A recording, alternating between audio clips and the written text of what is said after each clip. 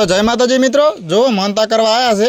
દાડો હારો લઈને આવ્યા હો. ચિયા ગામના? વાંટાપુરાના છો એમને. તો શેની માનતા હતી?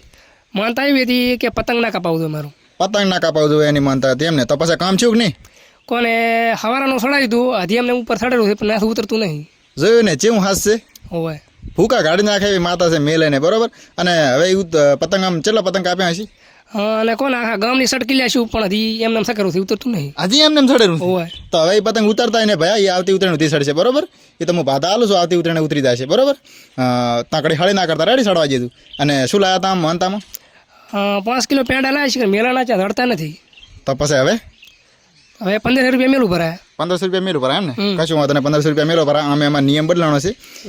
હવે આને કોણ સમજાવે કે એ 5 કિલો પેંડા લાયા હતા, એ તો ચારે આપણે ઓલો ટીટીઓ કર્મ કાલે ભરા.